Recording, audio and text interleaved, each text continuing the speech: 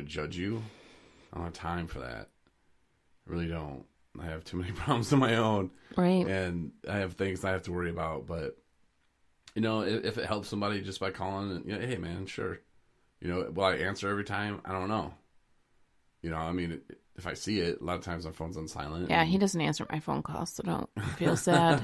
And then sometimes I'm busy doing stuff and, but hey, man, reach out, and then I'm trying something with my friend Jamie, who came on the podcast and asked me to be a sponsor, and Jamie's confused how that works and thinks I should call him every day and check on him. Jamie's got some work to do with just being aware of the situation and of himself. And I think he's just at that point where he's lost, he's confused, he's not sure what to do, he's not sure what he wants, he's not sure if he can do it. I think a lot of people feel that way. Mm-hmm. I think a lot of people that struggle kind of are waiting for this magical hand to, draw them out of the depths. And they're talking about a human being that they think is going to fix them. They think that they're going to intervene into their world and scoop them up and, dust them off and keep their head above water. And, I would like to say that it works that way, but it doesn't. And even if you were involved in that situation and there was somebody that was kind of catering to your, I wanted to say this, it sounds mean when I'm saying it, but like your neediness and is actually complying with this codependency issue, like you're saving them, it's going to be short-lived. Mm-hmm. It's going to, you know what I mean? Because that person can't take on the responsibility of another human being. It's impossible. Mm-hmm. And especially another person's sobriety. We're not talking about a little baby that can't do anything for themselves. We're talking about a grown human being who, has an issue. And the whole thing comes back around to you need to change for yourself. Mm-hmm. And that's the only way that you're actually going to believe in it and actually going to follow through with it and do anything about it and stick to it. Otherwise, who are you trying to fool? It's not going to get you anywhere. And I'm not trying to be negative. I'm trying to kind of just make it put it out there is that, for all those people that are feeling like that feeling like they need somebody to, you need to reach out to people to help, to help you. But you also, there's other avenues that you need to do to cover your bases. Sponsors aren't going to keep you sober. Mm-hmm. Recovery coaches aren't going to keep you sober. Rehabs aren't going to keep you sober.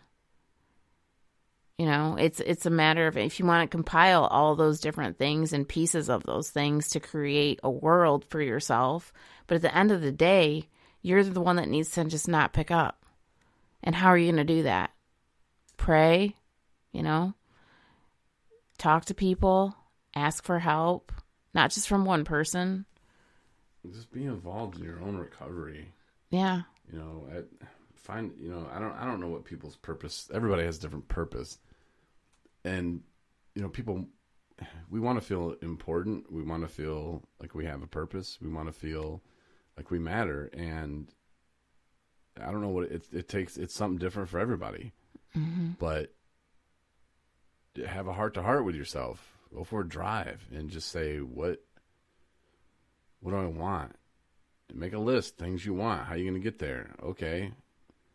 What makes you feel good? What do you put above using? Mm-hmm. That's kind of the stuff that helped me. But Jamie, so the other day I was thinking about it, and I thought, I want him to text me every morning. I want that to be the first thing that on his mind is his sober date.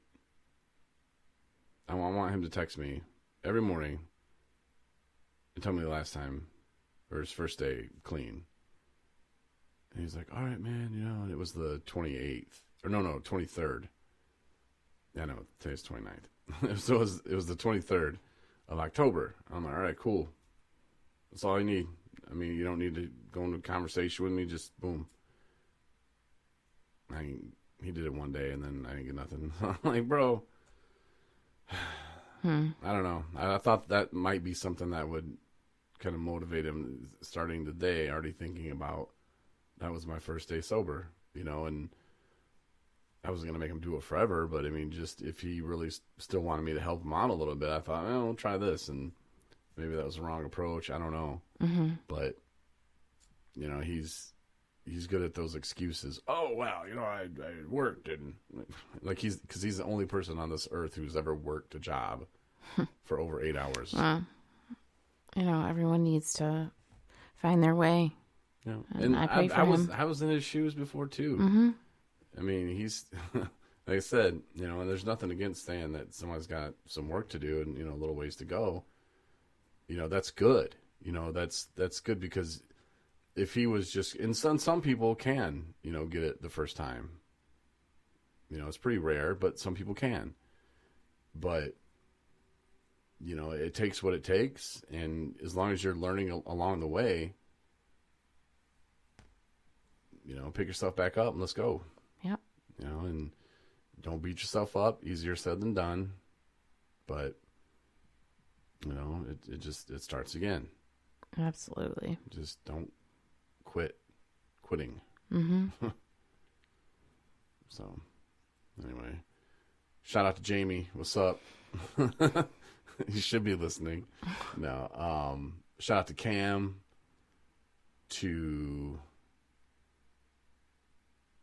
Can't forget Justin. Justin's a P1 now. All right. And everybody else on the south side of Michigan. Yep. There you go. That covers that. And Randall, if he's listening. Mm-hmm. Doing big things, my man. Nice. Oh, I'm just nodding my head. Oh, I'm just nodding my head. Like, do you have anybody you're going to shout out to? Oh, no. I mean, shout out to Carrie. She's been keeping up and commenting on some stuff that we've been talking about. Luke, he's a listener. Jody, Kelly, Shannon, she's still listening in North Carolina. Oh, you talked to her recently? Mm-hmm. Yeah, nice. She's doing good. Stephanie and Jen, it's a new listener. And yeah, everybody else who's tuning in. Oh, and Ross. Yep. He's repping us. Yes. I saw he posted a picture. He was going to an AA meeting, had his 217 recovery hat on. Sweet. It's like, cool hat, bro. Yeah, he sent me a picture of him and his dog. And he's a guy that he's been up and down, man. Like, I think he's clearly he's on the right path to something. And hopefully he's put it all together, and we can just ask that, hey, let's make it through the day. Mm-hmm. And I'm proud of him. Absolutely.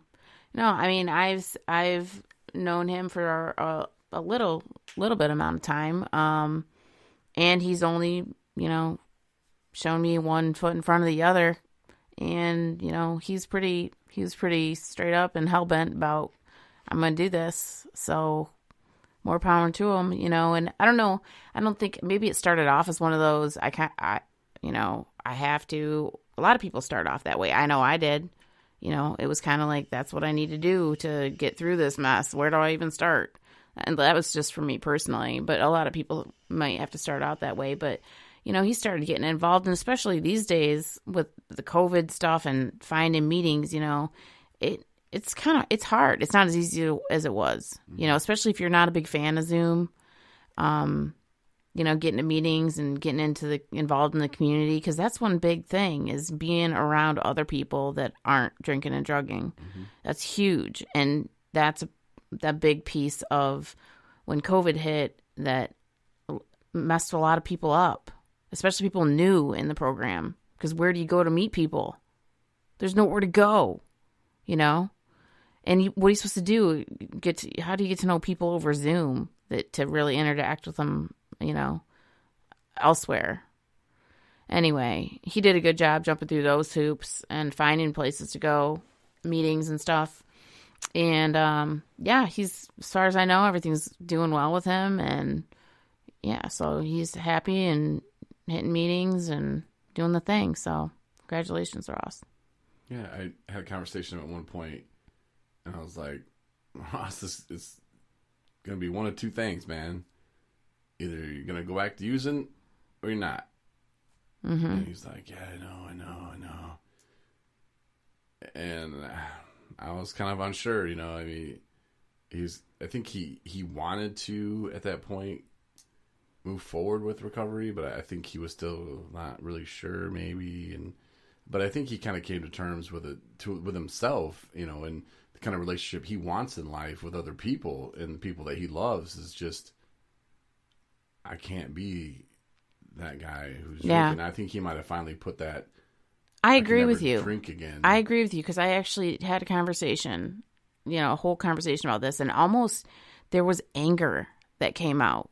You know, when you talk to somebody who's reflecting on how things were, and they become angry, like at the drug, at alcohol, at where things were, and you didn't mean to go there, but then all of a sudden they're like, yeah, F that, nah, I don't need that, you know, anymore. And they're not angry at you.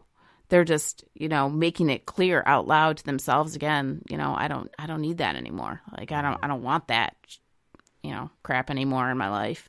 And good for them. I mean, get pumped up. That's fine. You know, don't live in that moment because it's not good to live angry. But sometimes you need that kind of little boost, you know, back into the you know, what was to realize and recognize and be grateful for what is.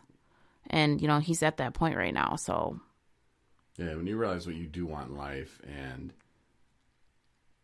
that drinking or using drugs isn't going to get you there, and you know, you become our age and you're just like, the hell did I do in my 30s? You know, like, Jesus, this is horrible. You know, it's horrible that I wasted all that, but nothing I can do about it except what we can do today to make my 40s rock. So much truth to that. Yes. So, I mean, it takes that, and, you know, to see it in people and to see them change, and sometimes I'd be like, I don't know about that, dude, you know, and then to see other people, you know, come through and they pull through and they change, and you see them get it, and you see the whole process of it. It's so beautiful. It really is. You know, and some people and family members would be like, Corey, this is horrible. Like, this is such a beatdown, and this is the 8th time he's relapsed, and just hold on, you know, he's relapsed. So that means he's starting again, right? To do this recovery life, then pat him on the back. You know, don't encourage him. Hey, if you want to drink every other Friday, that's cool. You know, because that's not going to work. Because it'll be Friday and then Saturday and Sunday and Monday and Tuesday. When, you know, it'll right back. You know, there is no way that we can drink like normal people. It's just not going to happen. Right. So, anywho, we'll keep this baby under an hour. So, there's our shout outs of the week. You got our scary movies. Get the app.